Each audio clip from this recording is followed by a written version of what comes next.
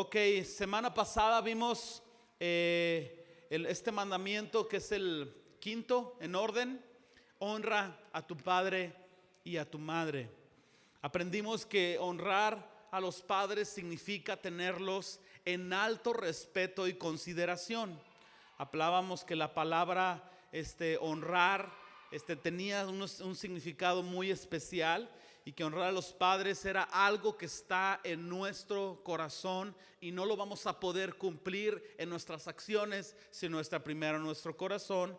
Y hablábamos que una manera práctica de aplicar este principio es tratar a nuestros padres de la manera en que nos gustaría que nuestros hijos nos trataran a nosotros, o tratar a nuestros padres de la manera en que nos hubiera gustado que nos trataran a nosotros. Entonces, honra a tu padre y a tu madre. Este mandamiento significa que Dios quiere que respetemos y honremos a nuestros padres, sin importar si son buenos o malos, y que nosotros podamos estar honrando a toda persona en autoridad en nuestras vidas. Este es un pequeño repaso de la semana pasada. Hoy vamos con el sexto mandamiento: no matarás. Ok, este sexto mandamiento está en Éxodo 20:13, para aquellos que me quieren acompañar a leerlo, aunque son solo dos palabras. Pero en Éxodo 20:13 está escrito este mandamiento: no matarás. Ok, escúchenme cuando les digo que este mandamiento va más allá del solo hecho de no tomar una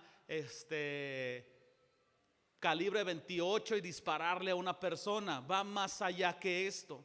La palabra que se utiliza por matar es una palabra en hebreo que es rastaj. Se escribe rastash, pero se pronuncia rastaj. Y usted dice: oh, el hebreo de este hombre es muy elevado. Me metí a Google ahí a ver cómo se pronunciaba, y ahí un tipo lo repite como 10 veces y ya ni siquiera sé si así se pronuncia. Pero esta palabra rastaj en hebreo significa asesinar. De manera que es mucho más entendible el mandamiento cuando nosotros decimos no asesinarás. Y todavía se eleva el entendimiento de este mandamiento cuando entendemos la diferencia que hay entre asesinato y homicidio. Pudieran ser similares, pero si nosotros las ponemos en categoría, entenderíamos lo siguiente: un asesinato es cuando nosotros quitamos la vida de una persona de manera ilícita, premeditadamente. Lo planeamos, así como en las novelas, ¿verdad?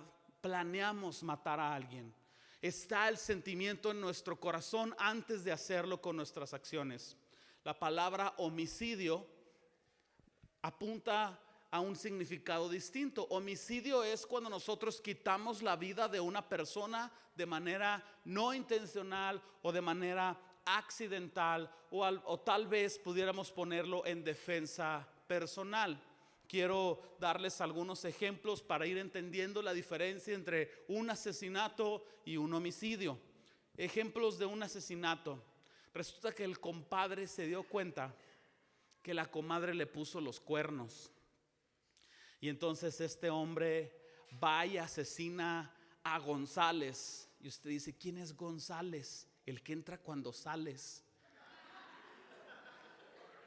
Va y asesina, ¿verdad?, al individuo con el que su esposa le puso los cuernos. Y nos da risa, ¿verdad? Pero usted se sorprendería en la fiscalía cuántos asesinatos pasionales hay.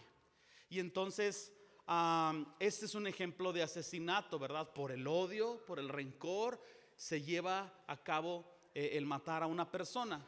Otro ejemplo de asesinato es cuando un cholo malandro, ¿verdad? No voy a decir barrios porque capaz de que aquí se enfrentan, ¿verdad?, los de allá con los de acá. Pero un cholo malandro de X barrio toma venganza contra otro porque lo miró feo o porque cruzó la calle que no debería de cruzar, y va y lo apuñala por odio, por racismo, por lo que sea. Es premeditado. Estaba primero el odio en su corazón y después lo ejecutó. Esto es un asesinato. Un ejemplo de homicidio, ustedes se van a asustar de las estadísticas, pero la gran mayoría de las personas que son atropelladas y que mueren sucede cuando nos estamos echando de reversa. Ojo con la reversa. La gran mayoría de los niños atropellados han sido atropellados cuando estamos saliendo de reversa. Entonces, de reversa o de enfrente, si sin ninguna mala intención el niño se atraviesa o una persona se atraviesa, lo atropellamos, lamentablemente muere, esto es un homicidio. Y el mandamiento del Señor no está condenándonos por este tipo de accidentes. Yo quiero dar otro ejemplo de homicidio. Imagínense que alguien entra a su casa y alguien quiere tomar la vida de su esposa y de sus hijos. Y nadie garantiza que el papá o el hombre de casa va a ganar la batalla. Pero si por alguna razón así fuera, el Señor no nos culpa de asesinato porque estamos defendiendo la integridad de nuestra familia. Yo lo haría y yo vendría el domingo con toda la tranquilidad del mundo, fíjense. Lo encobijo y le pongo un letrero ahí del Chapo o algo y quién sabe dónde quedó la cosa. Nadie toca a mi esposa y a mis hijos, ¿sí saben? ¿Vas a permitir que toquen a tu esposa y a tus hijos? Pues no, ¿verdad? Entonces yo no sugiero que se conviertan en unos malvados, solamente estoy poniendo ejemplos de lo que sucedería. Déjenme profundizar un poco más la diferencia entre asesinato y homicidio, nomás para que no haya dudas. Vamos a pensar en un soldado que está en combate. Un soldado ha prestado un juramento y probablemente, ahorita sería difícil encontrar una guerra justa, pero vamos a pensar que hay una guerra justa y este soldado está defendiendo su nación de la invasión enemiga. Este soldado toma 2 o 3 vidas. Sí, imagínese a Rambo si usted quiere, está bien. Pero este soldado lo está haciendo en la ejecución de su responsabilidad. Él no está asesinando, ¿verdad? Está cometiendo homicidio, pero por su posición. Piensa en un policía. Un policía está arrestando al cholo malandro que apuñaló al del otro barrio. ¿Se acuerdan? Estoy uniendo las historias.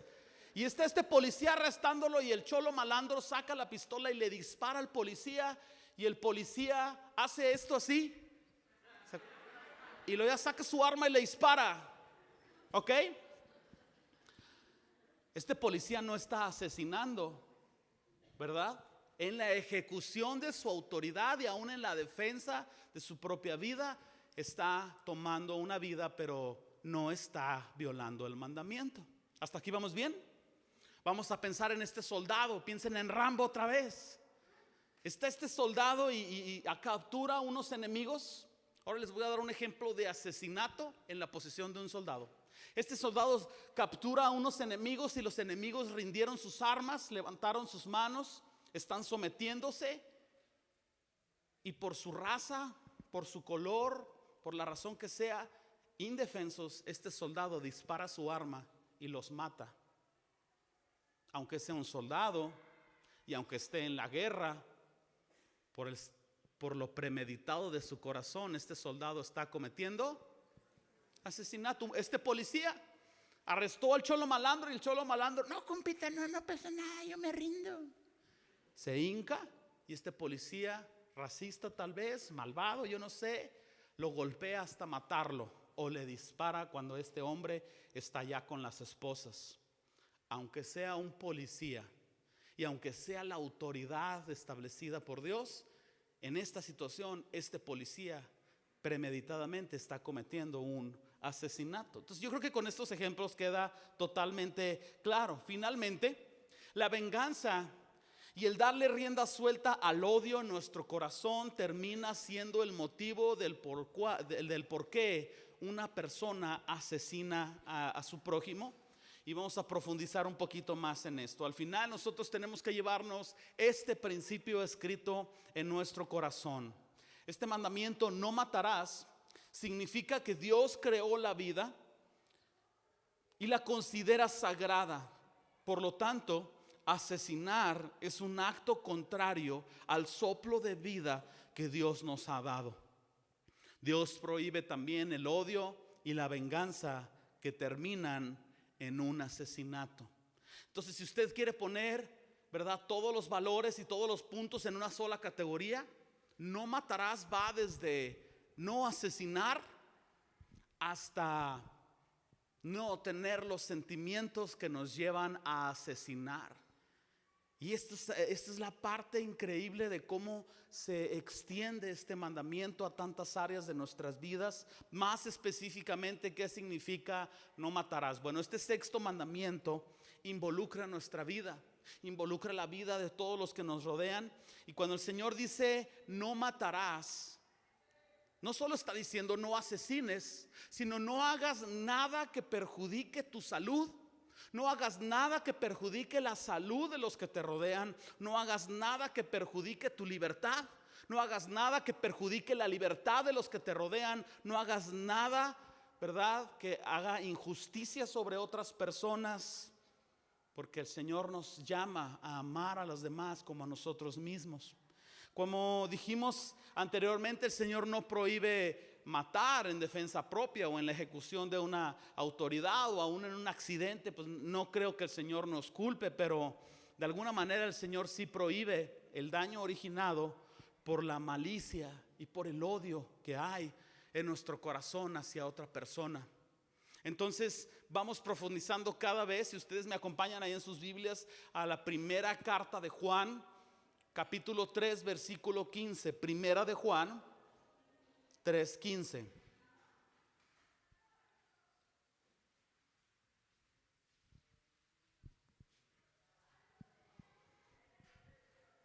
Primera de Juan 3:15 dice: todo aquel que aborrece a su hermano es homicida o asesino. Y sabéis que ningún asesino tiene vida eterna y permanece en él. El sentimiento que hay en nuestras vidas antes de tomar la vida de alguien en asesinato es el aborrecerle. Y entonces nosotros entendemos que categóricamente es lo mismo aborrecer a una persona que asesinarla.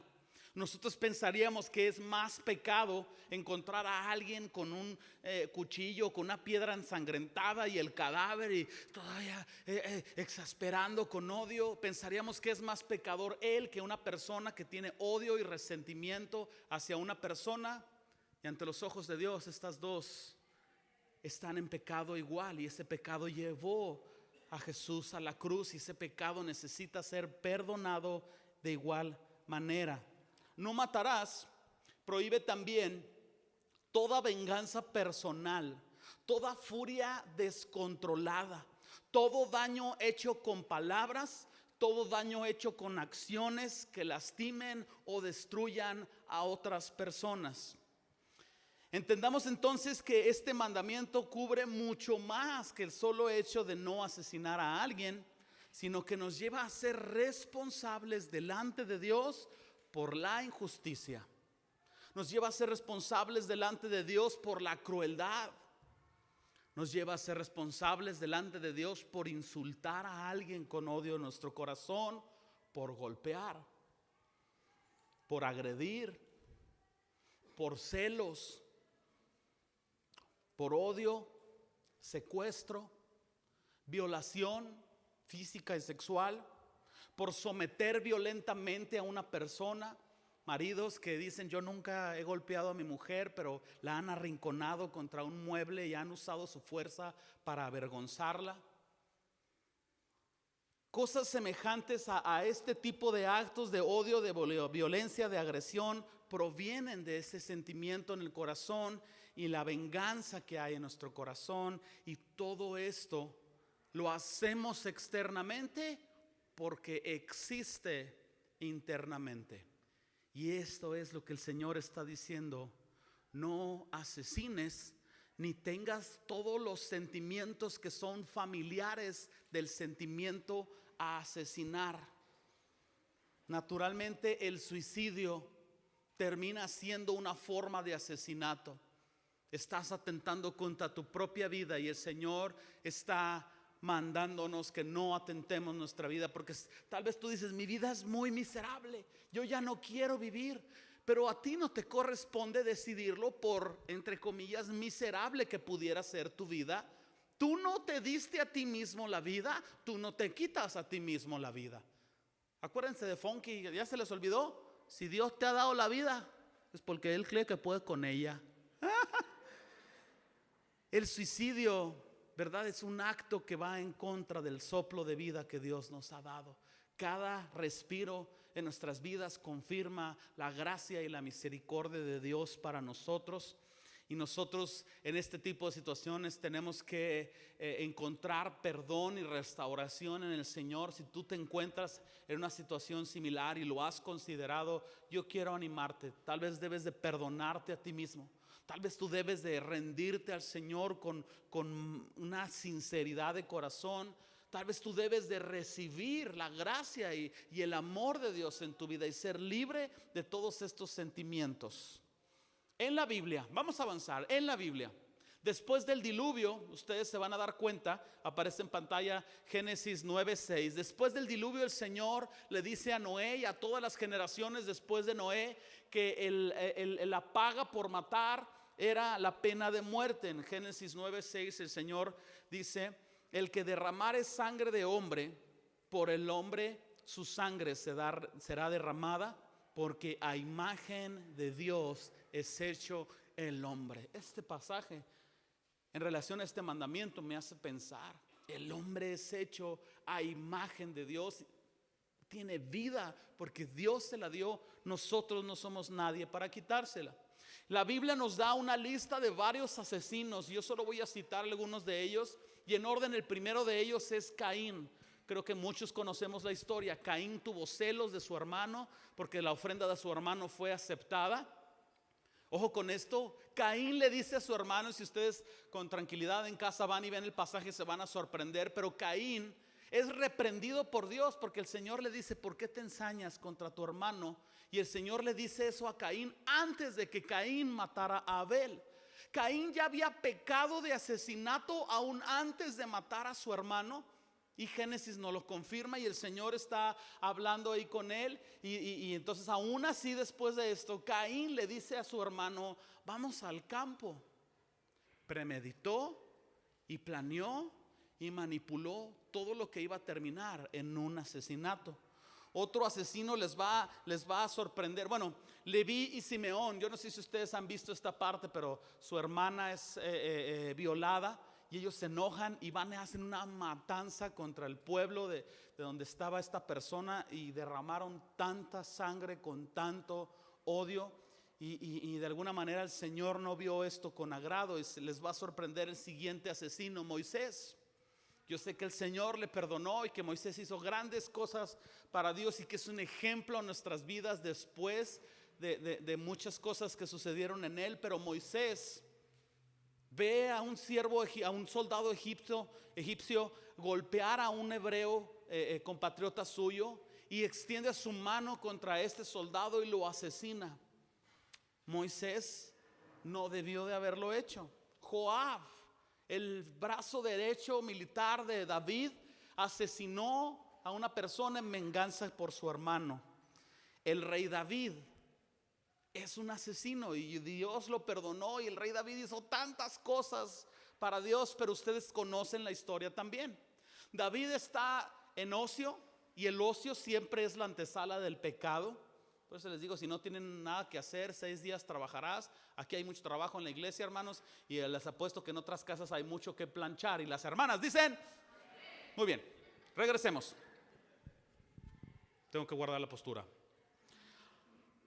Es lo que está diciendo. Ok, David está ahí en un tejado ocioso.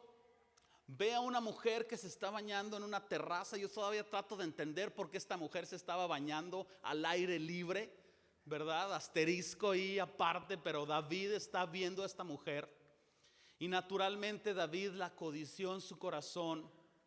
El esposo de esta mujer, Urías, está en la guerra. David aprovecha, le manda a hablar, y somos amigos, vamos a platicar, ¿no? De amigos. David comete adulterio con esta mujer. Esta mujer está embarazada del rey David. El rey David está pensando qué va a pasar cuando su esposo se dé cuenta que David es González, el que entra cuando sales. Y entonces le manda a hablar a Urías y le dice: no, tómate un descanso, mira, acuéstate con tu mujer. Y Urías, totalmente honorable, dice: ¿cómo, mi señor? ¿Cómo cree que lo voy a hacer? Mis compañeros están en la batalla, yo no puedo disfrutar de un placer mientras que ellos no. Yo aquí firme y todo. Y el señor David dice: ¿qué voy a hacer? Y lo emborracha. Y después de un rato, ¿verdad?, le dice: oye, pues ve con tu mujer. Y Urías, borracho, tiene mejor moral que David en ese momento. Dice: Señor, yo le tengo que informar que yo no puedo acostarme con mi mujer. Si quiere le barro, le trapeo, pero yo no voy a hacerlo.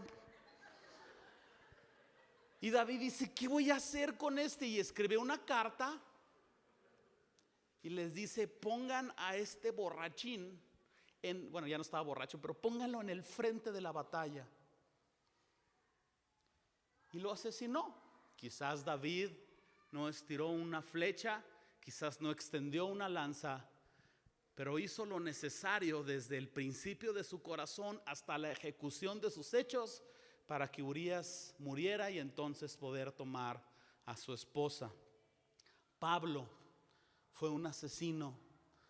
Y si se fijan, todos estos hombres fueron asesinos. Bueno, casi todos ellos fueron asesinos antes de haber tenido un encuentro con el Creador y Dador de vida. Pero Pablo consentía la muerte de los cristianos. Esteban es un ejemplo de ellos. Lo apedrearon por predicar el evangelio, y Pablo era el que organizaba estas persecuciones, el que consentía estas muertes.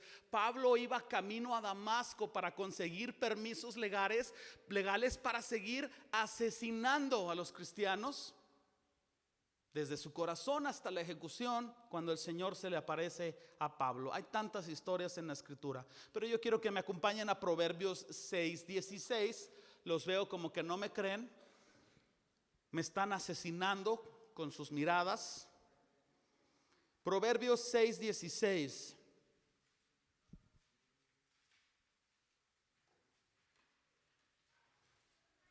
¿Ya están ahí? Proverbios 6:16 dice: 6 cosas aborrece Jehová, y aún 7 abomina su alma. Versículo 17: los ojos altivos, la lengua mentirosa, las manos derramadoras de sangre inocente, el corazón que maquina pensamientos inicuos, los pies presurosos para correr al mal, el testigo falso que habla mentiras, y el que siembra discordia entre hermanos. Estas 6 cosas provocan en Dios un sentimiento o un efecto similar al asco que nosotros sentimos, o al aborrecimiento.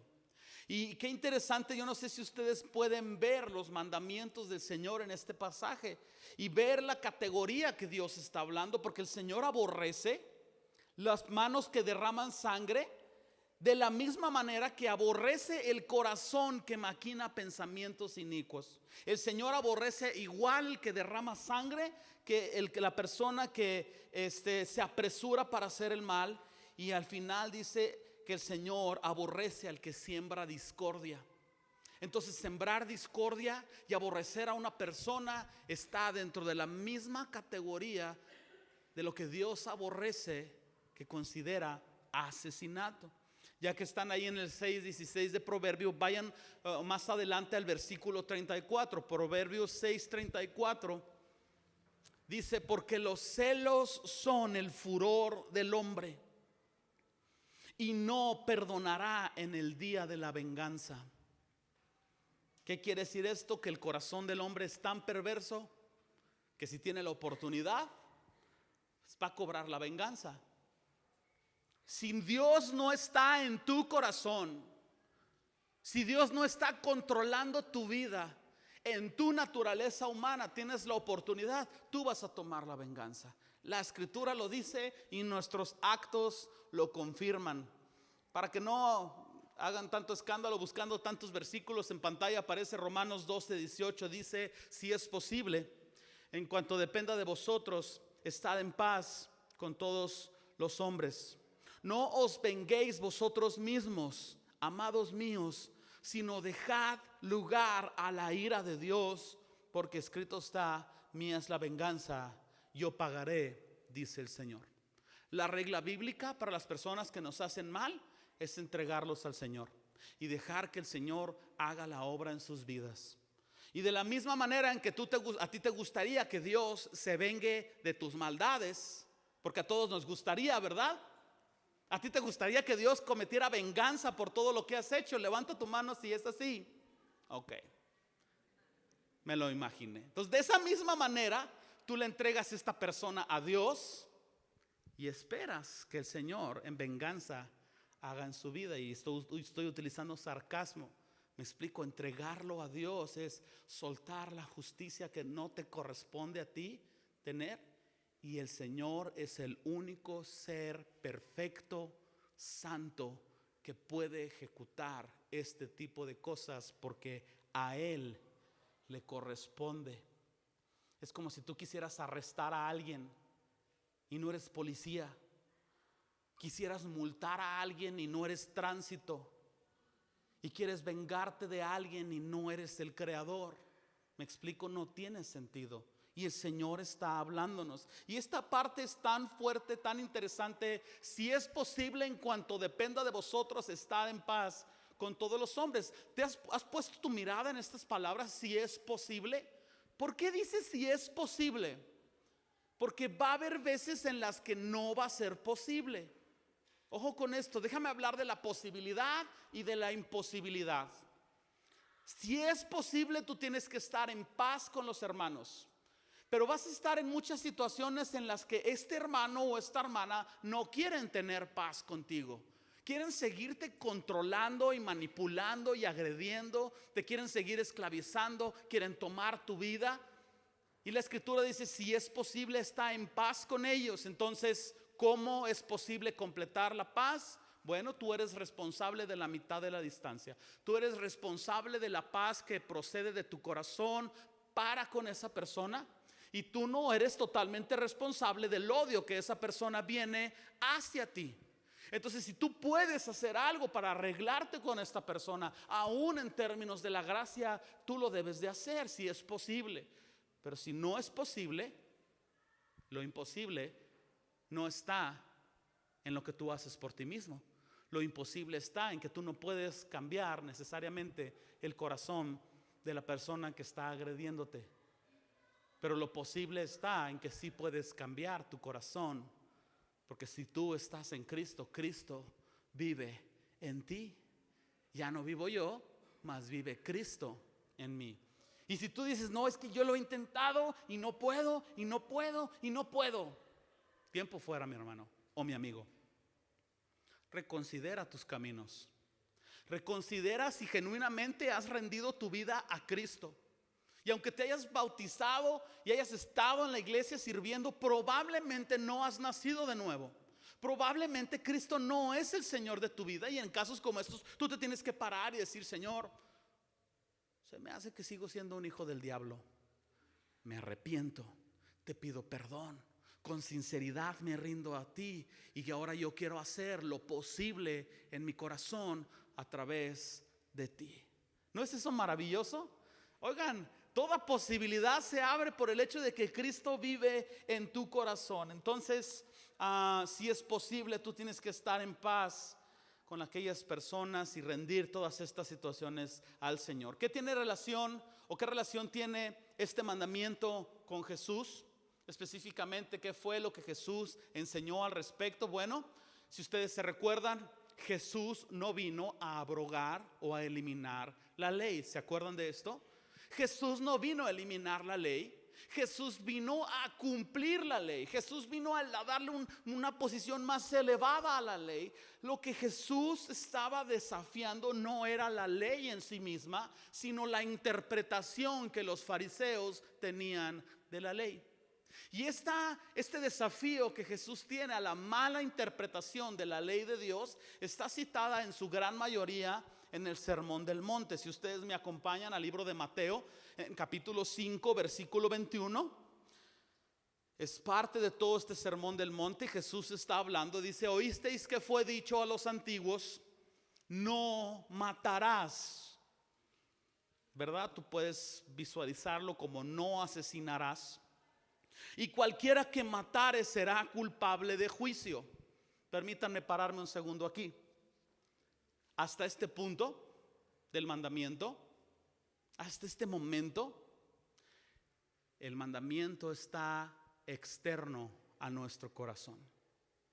La mala interpretación de los fariseos era que mientras no encontraras a una persona con el arma homicida y el cuerpo homicida y sus manos manchadas de sangre y un testigo que lo confirmara, pues tú no eras un asesino. Y en cambio todos los otros sentimientos que hemos estado tratando de formar en piezas estaban dentro del corazón de las personas, pero hasta este punto el mandamiento está fuera de tu cuerpo. Y Jesús lo toma y lo eleva al cumplimiento del corazón como cualquier otro mandamiento, y dice: pero yo os digo que cualquiera que se enoje contra su hermano será culpable de juicio, y cualquiera que diga necio a su hermano será culpable ante el concilio, y cualquiera que diga fatuo quedará expuesto al infierno de fuego. Y si no entendemos el mandamiento y el principio del mandamiento, pudiera sonar demasiado agresivo que Dios envíe al infierno a alguien por decirle a su compañero menso. Suena demasiado intolerante. Pero como ya vamos entendiendo el mandamiento, claro que vamos a entender que no es que le digas necio o fatuo. De hecho, creo que necio es una palabra más fuerte que fatuo. Pero no es el necio ni el fatuo el que lo digas, sino la intención que hay en tu corazón al decirlo. Ese es el genuino problema de todo esto, lo que hay en tu corazón. Entonces, hay veces que nosotros quizás cometemos el error de alguien cuando dice una broma: ay, este menso.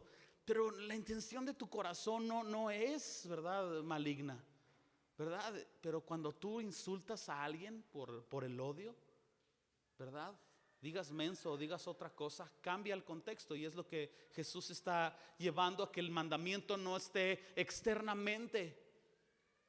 Honestamente, eso es irrelevante. Lo importante es que el mandamiento está en tu interior y se va a reflejar en acciones cuando esté en tu corazón. Entonces, vamos a comprender algo. El enojo, nomás para dejar aquí las cosas claras, el enojo es un sentimiento natural. Dios no te va a condenar por enojarte.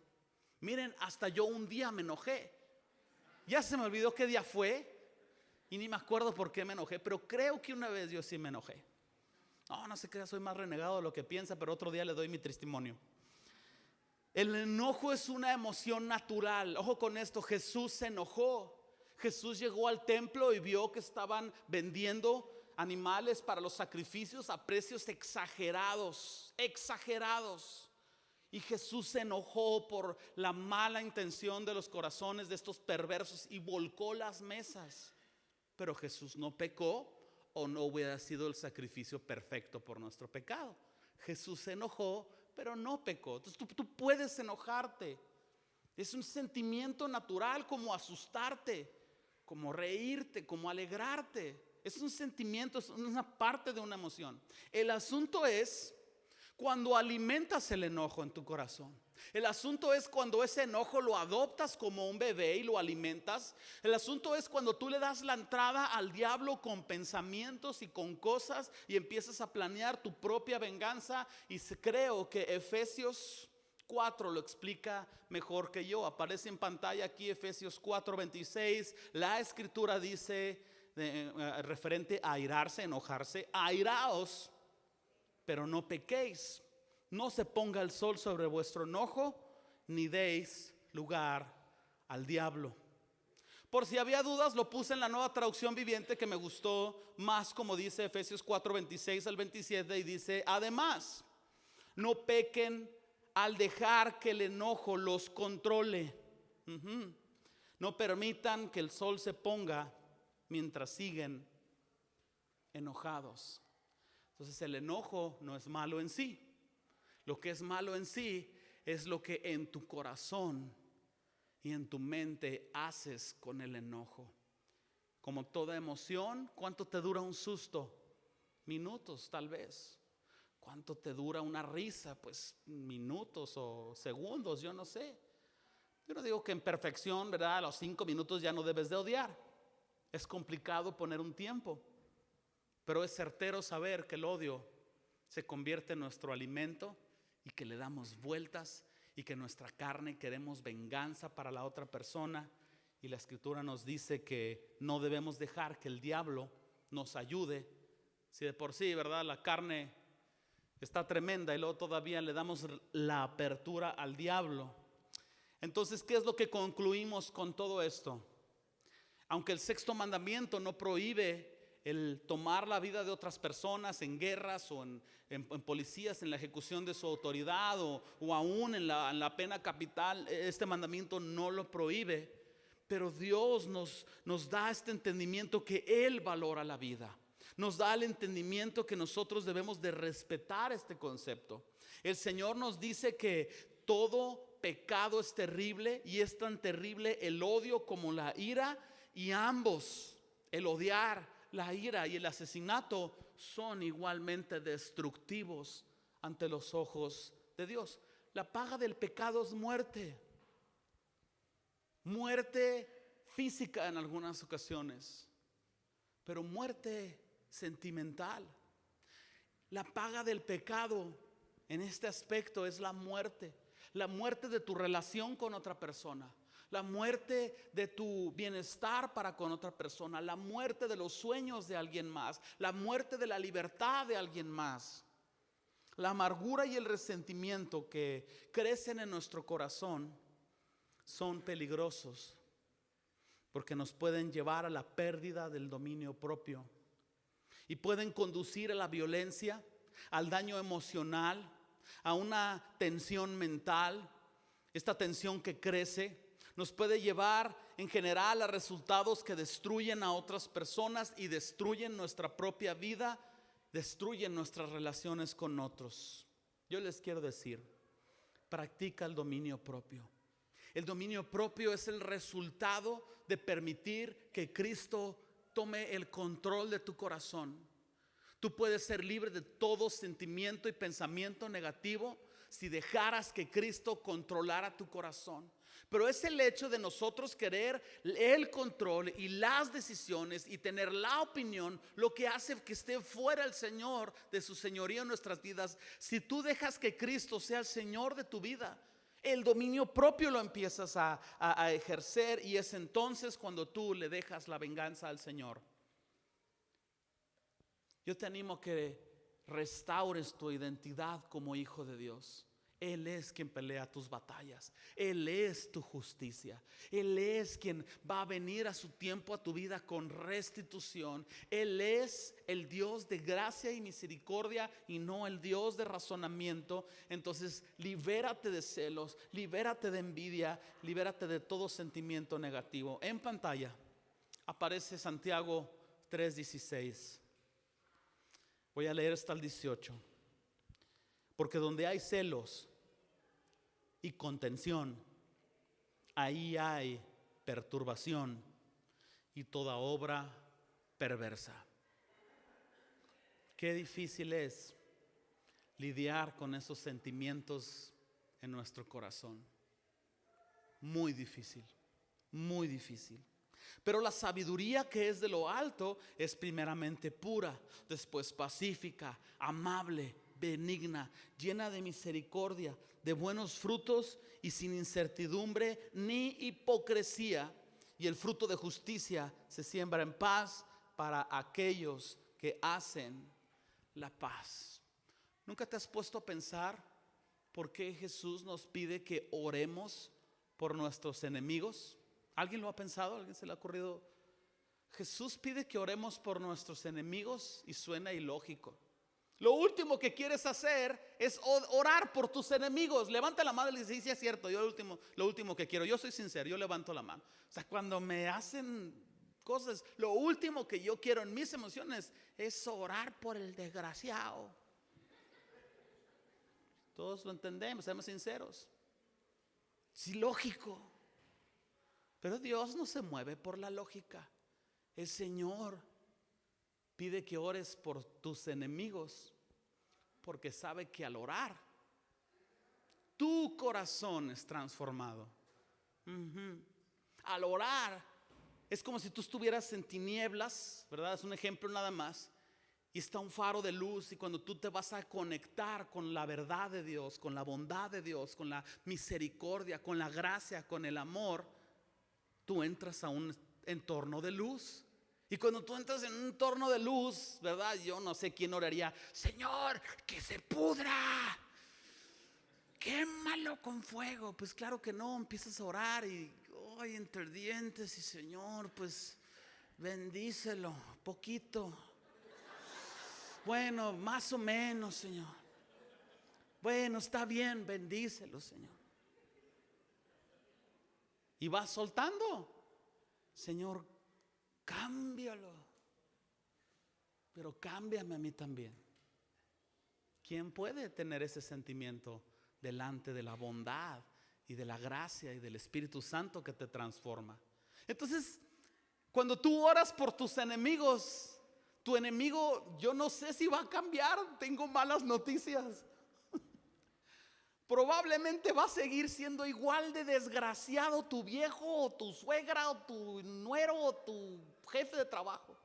Igual o peor. Pero tu corazón es el que es transformado. Y tu corazón, claro que al Señor le interesan todos los corazones, pero en este contexto, tu corazón es lo que le interesa al Señor. Que tú deseches el enojo y que tú estés a la merced de aquel que te da vida. Estos últimos 6 mandamientos, como les dije, regulan nuestras relaciones con los demás. El Señor los resume en un solo mandamiento. Díganlo conmigo. Mis hermanos, no, me voy a deprimir. Me les voy a ir. Amarás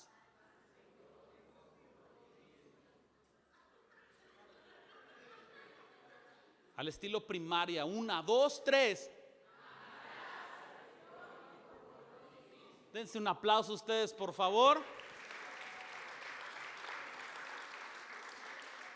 El Señor dice: amarás a tu prójimo como a ti mismo.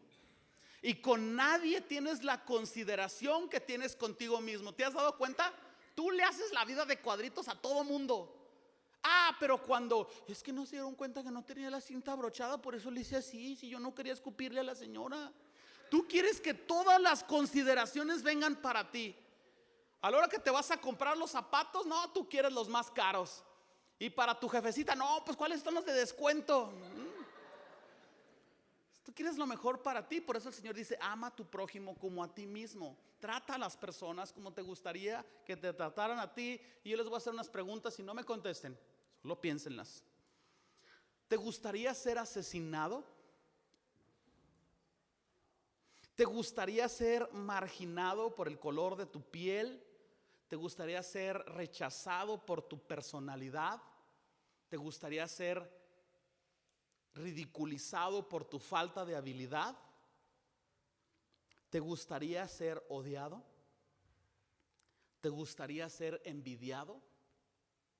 ¿Te gustaría ser esclavizado? ¿Te gustaría que te secuestraran y te privaran de la libertad?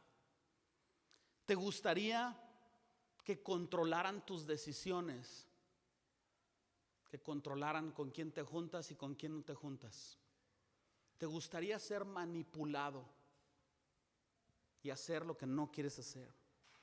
¿Te gustaría ser agredido?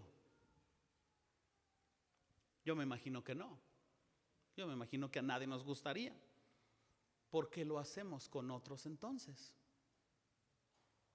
Amarás a tu prójimo como a ti mismo es tratar a las personas de la manera en como te gustaría que te trataran a ti. Llévate esto escrito en tu corazón. El 6º mandamiento: no matarás, significa que Dios creó la vida humana y la considera sagrada. Por tanto, asesinar es un acto contrario al soplo de vida que Dios nos ha dado. Dios prohíbe el odio y la venganza, que terminan en asesinato igualmente. Cierra tus ojos por un instante.